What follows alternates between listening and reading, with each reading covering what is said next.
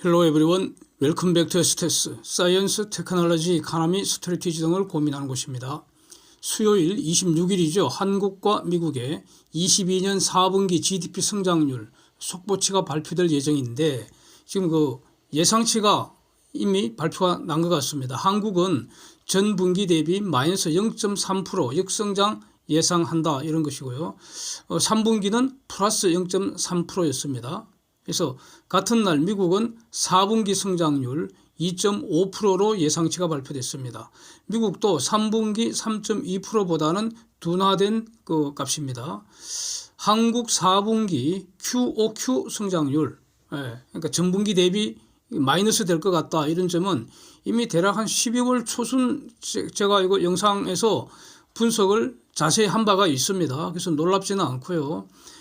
당시 그 역성장을 전망한 근거가 10월, 11월 소비 둔화 추세하고 그다음에 순수출 대규모 적자 전환한 사실하고 그다음에 그 주택시장 거래 실종 이것 때문에 내수 침체될 거다 이렇게 해서 현재의 마이너스 성장이 최소한 23년 1분기까지 이어진다. 결국 한국 경제는 침체, 리세션, 즉 2분기 연속 마이너스 성장될 거다. 이렇게 그 당시에 그 비교적 자세하게 그 분석을 했었던 것인데 저는 이 견해를 여전히 지금도 유지하고 있습니다. 하여튼 그 전분기비 성장 마이너스 0.3%이고요. 전년비 성장률은 1.5% 나왔는데 이 숫자도 끔찍하게 지금 낮은 숫자입니다. 현재 한국의 수정된 잠재 성장률 1.9%인데 이것보다도 현재의 미달이라는 겁니다. 참고로 중공의 4분기 성장률도 지난 17일 속보치가 이제 발표가 됐습니다. 이건 예상치가 아니고 발표된 숫자인데 전분기 대비 0% 성장했고요. 전년비 성장률은 2.9%로 둔화가 됐습니다. 그래서 한국의 분기 성장률 그래픽 보시기 바랍니다. 시간은 우에서 좌로 흐르고 있다. 그러니까 맨 왼쪽에 있는 게 최근이다. 이 점만 주의하시면 되겠습니다. 한국, 미국, 중공 그 비교한 것도 한번 참고하시면 되겠습니다. 27일은 미국 12월 PCE 물가 지표도 이제 발표가 되는데 이게 지난주까지는 예상치가 없었는데 이제 다시 봤더니 예상치가 발표가 됐습니다. PCE는 연준의 물가 참고 지표 아니겠습니까? 그래서 그 다음 주 2월 1일 날 FOMC 회의가 지금 2월 회의가 예정되어 있는데 여기에 직접 영향을 미치게 된다는 겁니다. 그래서 12월 코어 PC의 예상치가 4.4%로 나왔는데 이것은 11월에 4.7%에서 추가로 크게 둔화되는 그런 모습입니다. 이제 이렇게 해서 12월 물가 지표는 CPI, PPI 전부 2개월째 크게 둔화된 사실이 이제 확인이 됐고요. 그 사진이 다 나와 있습니다. 배경사진에. 그래서 뭐 이런 사실도 제가 이전에 뭐 수차례 말씀드렸지 않습니까? 기저효과, 그 다음에 물가지수, 결국 본질은 이동평균 내는 그런 건데 그 산수하는 그 공식을 근거로 해서 이렇게 될 수밖에 없을 거다. 뭐 11월, 12월치는 크게 둔화될 거다. 이렇게 여러 번 말씀을 드렸습니다. 그래서 이제 이런 모든 사정을 다 감안해서 결국 매우 재미있는 사실이 꼭 한번 보시면 12월 1일 FOMC 기준금리 결정 그 확률 분포에서요. 이게 변했습니다. 재미있게 변했어요. 기준금리 동결 확률이 드디어 등장했다는 겁니다. 즉 50bp 올릴 확률 사건은 싹 사라졌고요. 동결할 확률 사건 요게 이제 새로 등장했다는 겁니다. 그 두 개 그림 그려놨는데 맨 왼쪽에 있는 게 현재 이 시각 그 확률 분포이고 오른쪽에 있는 거는 지난주 뭐 하여튼 그 이전 확률 분포입니다. 그래서 이것도 제가 여러 번 말씀드린 내용으로 저는 기억합니다. 제가 이런 말씀 많이 들었습니다. 그러나 어쨌든 현재 25bp 올릴 확률이 99%이기 때문에 현재로서는 동결될 가능성도 없다 이렇게 보면 되는데 확률 분포는 나와 있다 이런 뜻입니다. 그래서 25bp 올리는 것으로 현재는 정리하면 되는데요. 한 번 더 말씀드릴 수 있는 것은 이런 겁니다. 27일 그 PC 물가 지수도 PPI 지수와 같이 예상보다 더 크게 만약에 둔화된다면 그러면은 동결 확률이 팍 올라갈 가능성이 있다는 겁니다.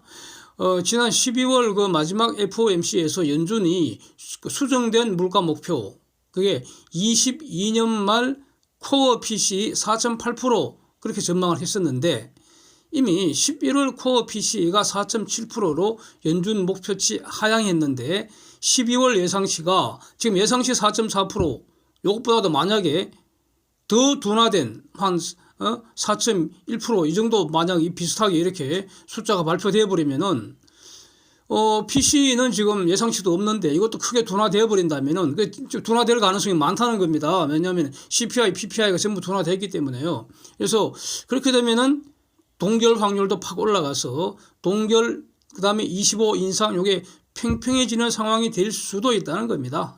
하여튼 지금은 25 올리는 것에 베팅하는 것이 맞다. 다시 한번 말씀드리고요. 하여튼 그리고 이렇게 되면은 즉 동결 확률이 올라가 버리면은 그러면 3월 기준금리 동결 가능성 매우 진짜 높아진다. 이런 점 이것도 다시 한번 강조하겠습니다. 이제 전체적으로 이제 더 이상 인플레이션이나 기준금리 인상 이런 것은 이젠 더 이상 핫 이슈가 아닌 것으로 보인다. 이것도 제가 한 2달 전서부터 이렇게 말씀드려오고 있지 않습니까? 이거 다시 확인되는 것 같습니다. 그래서 사진처럼 미국 모기지 금리도 피크치에서 하향 안정화되는 모습이고요. 한국의 코픽스 금리도 더 이상 상승하지는 않은 것 같습니다. 기준금리를 한국은행이 올렸는데도 불구하고 코픽스는 오르지 않았다는 게 이제 의미가 있습니다. 이게 하락했다고 보기는 힘들고요. 찔끔 내리긴 내렸는데 하락 추세라고 할 수는 없고요. 더 이상 오르지 않는다. 여기에 의미를 둬야 되지 않을까. 그래서 금리 부분 한 번 더 정리를 한다면은 이전 고점 이상으로 더 가속적으로 상승하지 않는다는 점, 더 이상 가속적으로 악화되지 않는다 상황이 요거 이제 의미가 있는 것이지 팬데믹 이전의 저금리로 돌아갈 일은 저는 절대 없을 것 같습니다. 그래서 중금리라는 새로운 패러다임이 형성되는 것으로 이렇게 봐야 할 것 같습니다. 미국 30년 모기지 금리 장기 추세 참고하시기 바랍니다. 그래서 물가 상승률이 둔화된다는 그 본질이 뭐냐? 물가가 하락한다는 게 전혀 아닙니다. 물가가 이전보다는 천천히 그러나 여전히 계속 오른다는 그런 뜻입니다. 그래서 12월보다는 1월 물가가 더 오른다는 것이고요. 2월 물가보다 3월 물가가 더 오른다는 뜻입니다. 그 다음에 미시건 대학의 5년 인플레 예상치 이게 지금 3%로 나와 있는데 그렇다면은 5년 지나도 연준의 물가 목표 2% 달성 안 된다는 뜻입니다. 요 점을 잊어서는 안 될 것 같습니다. 그렇다면 앞으로 시장의 방향을 결정하는 팩터 뭘까요? 무엇이 쟁점이 될까요? 이 문제에 지금 고민이 집중돼야 되지 않겠습니까? 글로벌 수요 감소로 인한 경기 후퇴, 그 다음에 한국 등 일부 국가는 경기 침체가 된다는 것이고요. 이거 진행 경로가 어떨지 요거에 이제 집중해야 되지 않을까. 그 다음 미중 간의 이 기술 전쟁은 분명히 더 악화될 것으로 저는 봅니다. 이것이 글로벌 경제, 한국 경제에 영향을 미치게 될 텐데 그 경로가 어떻게 될 것인가. 그 다음에 기술 전쟁은 결국 글로벌 공급망 재편으로 이제 귀결이 될 텐데 이게 어떻게 진행될 것인지 요거 관심을 집중해야 되지 않을까 생각이 되고요. 그래서 저도 요즘 인플레이션, 금리 이런 것보다는 이런 분야에 제가 사용할 수 있는 에너지를 지금 집중하고 있는 그런 상황입니다. 그래서 이런 거 확인할 수 있는 지표 중에 비교적 신뢰할 수 있는 그런 것이 바로 중공과 한국의 수출입 데이터 아닐까 저는 이렇게 생각이 돼서요. 그래서 이제 최근에 이와 관련된 여러 영상을 꽤 많이 올려뒀다는 겁니다. 그래서 참고하시면 아마 도움이 될 것 같습니다. 이제 한번 사진 보시면은 이 코스피 시장에서 외국인들 움직임이 아주 또 재미있습니다. 좀 21년 5개 분기 5분기 움직임을 제가 그림으로 그린 것인데 21년 12월 선물 옵션 만기일 이후부터 23년 1월 20일 바로 지난주 금요일까지죠. 이때까지 최근 데이터 다 반영한 것인데 여기서 분기 기준 1분기 2분기 할 때 그 분기 기준은 저는 선물 옵션 만기일 기준으로 제가 설정하고 있다는 점을 다시 말씀드리겠습니다.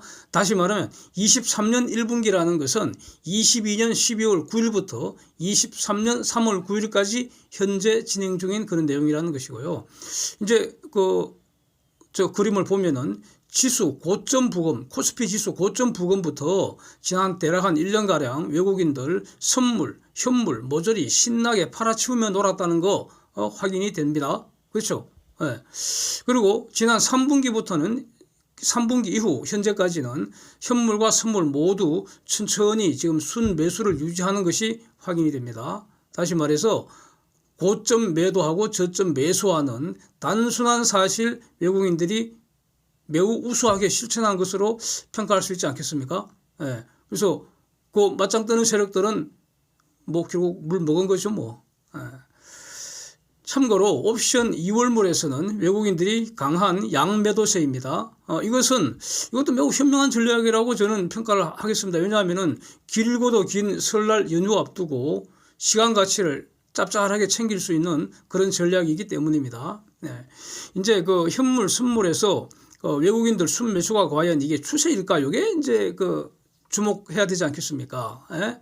지금 2분기, 3분기, 4분기 앞으로 금년 2분기, 3분기 갈수록 저 순매수 강도가 과연 강해질 것인가 이겁니다. 이제 고민해 보겠습니다. 저게 만약 추세라면은 하반기 경기 회복을 염두에 둔 행동 아니겠나 이렇게 이제 선해 좋게 해석을 해줄 수가 있는데 과연 일부 분석가들이 희망하는 것처럼 하반기 경기가 과연 회복될 수 있을 것인가?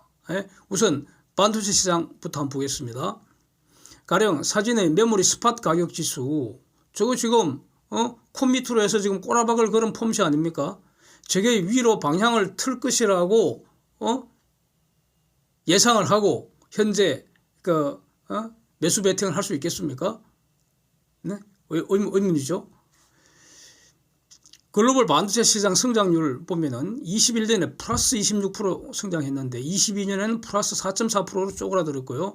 이제 23년에는 마이너스 4.1% 역성장한다는 거 아닙니까? 그런데 저거 예측할 당시에는요. 미중 반도체 전쟁 제대로 고려하지 못한 것으로 저는 정리를 하고 있습니다. 저거 중공의 수출입 증감률 그림 한번 보시죠. 21년과 22년을 딱 보니까 22년에 특히 박살이 났다. 특히 수입 쪽에서 박살이 났다. 이걸 알 수가 있죠. 그런데 22년 4분기를 자세히 보면은 이 4분기에 주로 박살이 났다는 겁니다. 그것도 10월에서부터 이제 마이너스로 돌아서서 11월, 12월 깨져버렸습니다. 1년 실적 4분기에 다 말아먹었다. 특히 그것도 11월, 12월 두 달 동안에 다 말아먹었다. 이런 뜻입니다. 저거. 그런데 그래서 과연 저것이 저 원인이 코로나 봉쇄 때문이라고 할 수 있겠습니까? 그런 영향도 있겠지만은 결국 10월부터 선전포고된 미중 반도체 전쟁의 타격이 중공한테 특히 중공의 수입 부문에서 집중적으로 발생한 징표 아니겠는가 이런 겁니다. 중공의 반도체 수입 양이 말이죠. 중공의 에너지 수입 양과 에너지 수입 양 더하기 철광석 수입한 양 그만큼 비슷합니다. 반도체 수입 양이. 반도체 수입이 얼마나 많이 해 가는지 알 수가 있습니다. 자, 그렇다면은 지금 중공 수출입 데이터가 결국 22년 4분기부터 그것도 특히 11월, 12월에 집중됐는데 그러면 중공 수출입 실적 23년 1분기 지금 진행 중이죠. 더 나쁘지 않겠습니까? 이렇게 보는 게 합리적이잖아요. 틀리는지 맞는지 체크를 해야 되는데 시간이 지나야 체크가 되는 것이죠. 그렇고요. 다음 그림은 중공 IC류 수입 증감률입니다. 수입 증감률. 여기에 이제 IC류에 여기에 반도체가 포함된다는 것입니다. 20년, 21년 반도체 수입이 해마다 폭발적으로 증가를 했는데 저 수입입니다. 그래서 중공의 반도체 수입량 정상적인 연도에는 반도체 수입 금액이 에너지 수입 금액 더하기 철광석 수입 금액하고 비슷하다고요. 이 정도로 중요하다는 겁니다. 그러니까 이제 한편 중공 입장에서는 반도체 독립하려고 그렇게 지금 애를 썼던 것이죠. 예, 그런데 거기다 이제 물거품이 될 수밖에 없는 이런 상황이 됐다는 겁니다. 근데 이제 22년에 수입이 폭삭 망한 모습 눈에 보입니다. 이게 무슨 뜻이겠습니까? 수입하고 싶어도 수입할 수 없게 됐다. 이렇게 해석해야 되지 않겠습니까? 미국, 한국, 일본, 대만, 네덜란드, 영국. 와, 다 어마어마한 나라입니다. 이거 전부 다. 지금 그러니까 한국이 미국, 일본, 영국, 네덜란드 이런 국가가 같은 편에 붙었을 때 한국도 무서운 나라가 되어버리는 겁니다. 이 중공 입장에서 볼 때는 골치 아픕니다. 예, 중공 입장에서는. 그래서 이런 국가들이 중공한테는 지금 반도체 관련해서 안 판다고 하잖아요. 그러니까 못 산다고 못 사는 상황이다 이렇게 봐야 되지 않겠습니까? 중공은 반도체 기근이 시작됐다 이런 겁니다. 이것이 글로벌 경제, 한국 경제에 어떤 경로로 어떤 영향을 미칠 것인지 이거 확인을 할 일이 지금 남아있다 이런 점입니다. 중공을 왕따시킨 공급망 재편성이 어떻게 형성되어 가는지 이걸 확인해야 되지 않을까 저는 이런 어떤 의견을 가지고 있습니다. 그래서 하반기 경기 회복 안 될 수 있겠다 하는 그런 입장입니다. 저는. 전기차 시장 관련해서는요. 현재의 배터리 전기차는 결국 탄소 배출 저감에 전혀 도움이 안 된다. 그래서 이딴 장려할 이유가 전혀 없다. 이런 점을 저는 다시 말씀드리겠습니다. 결론적으로 이유 이걸 이렇게 보는 이유 관련된 영상은 이제는 많이 올렸습니다. 그래서 이제 참고하시면 되는데 그래서 배터리 전기차가 친환경이라는 그 주장은 둘 중에 하나입니다. 무식하거나 사기치거나 아주 악질 사기꾼이거나 둘 중 하나라고 제가 이렇게 단순 명쾌하게 이제 정리를 하겠습니다. 가령 이거하고 비슷합니다. 성남FC 제3자 뇌물 사건을 무혐의한 거 다시 끄집어내서 정치 보복한다고 엽기적 도적 마귀놈이 그렇게 거짓말로 선전선동하고 있는데 저거 그냥 거짓말이라고 우리 천재 충신 한동훈 장관이 단순 명쾌하게 정리하는 것과 이제 비슷하다 이런 겁니다. 배터리 수요는 전기차 수요의 파생 수요 아니겠습니까? 그래서 배터리 수요만 별도로 분석한다는 그거는 의미 없는 것이고요. 전기차 수요 잘 보면 된다는 뜻이고요. 그래서 이렇게 배터리 수요도 끝난 겁니다. 예. 실천적으로 이미 전기차 수요 증가세는 22년에 정점 찍고 우하향 행진 시작한 것으로 봐야 하지 않겠습니까? 예, 저는 이렇게 보고 있습니다. 예. 이런 상황에서 전통적 자동차 강자들이 너도 나도 우르르 지금 전기차 시장에 몰려 들어가서 전기차 공급은 왕창 늘어난 그런 상황인데 이미 늘어났죠. 설비 투자 다 끝났을 테니까. 예. 결국 테슬라 주가 박살 난 거 아니겠습니까? 그래서 저는 기본적으로 이 배터리 전기차 전망 매우 부정적으로 보고 있기 때문에 그래서 작년 가을 무렵에 테슬라 팔아치워야 한다. 그런 점을 여러 번 강조한 적이 있죠. 그렇습니다. 예, 지금도 같은 의견입니다. 예. 그래서 현재 배터리 전기차의 문제점이 근본적으로 해결될 가능성 저는 없다고 봅니다. 예, 없다고 봅니다. 예, 기술 혁신으로 극복할 수 저는 없다고 봅니다. 이런 거 이전 영상에 잘 정리했다고 보고요. 그래서 지금은 저는 더 이상 여기 궁금한 게 없어서 더 알고 싶은 게 없습니다. 그래서 요즘은 관련된 영상을 안 올리는 것인데, 예. 그래서 이전 영상 참고하실 수 있다고 저는 생각을 합니다. 그래서 현재 전기차 수요가 다시 회복될 가능성이나 테슬라 주가가 전고점 다시 회복할 가능성 저는 없지 않을까 이렇게 정리를 하고 있습니다. 예. Thanks for watching. See you next.